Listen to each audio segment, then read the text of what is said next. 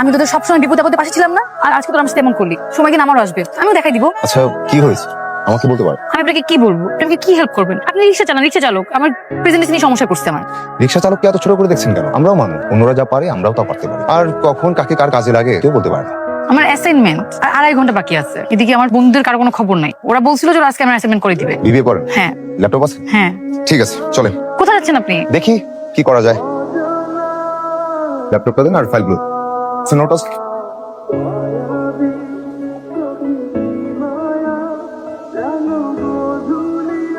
আপনি এখানে?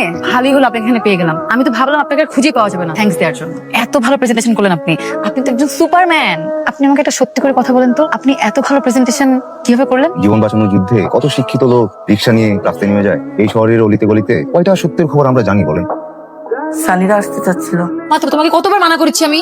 ছেলে ভালো, পরিবার ভালো, দেখতে হ্যান্ডসাম। সানিকে আমার পছন্দ না। সমস্যাটা কোথায় সেটা তো বলতে হবে। আমার পছন্দের মানুষ আছে। তোর পছন্দের মানুষ আছে, শেষ আমার সব কষ্ট বিফলে। তোর পছন্দের মানুষের নাম কি? কি করে? মা ও রিক্সা চালাক, ওর নাম জসিম বোন। কি শুরু হলো আমার বাসায়?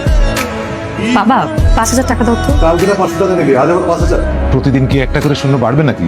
কালকে 500 টাকা এখনো আছে, আজকে টাকা নিচ্ছি জুনকে দিব তাই। তাছাড়া একটা কাজও আছে। মেয়ে নষ্ট করলা তুমি, আর সব দোষ আমার। তার নাকি আবার রিক্সাওয়ালা পছন্দ। খুব ভালো কথা। আগামী সপ্তাহের মধ্যে ওই ছেলেটাকে কোথাও ডাক, আর দেখি তোর পছন্দের রিক্সাওয়ালার মধ্যে এমন কি আছে যা অন্য কোনো ছেলের মধ্যে নেই।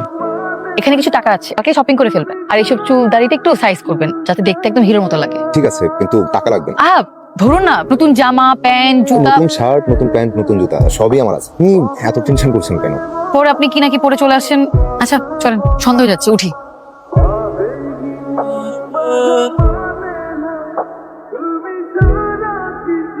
জামা কাপড় ঠিক আছে? তোমার মা বাবা কোথায় থাকেন? ঢাকাতে? না কি কানাডা।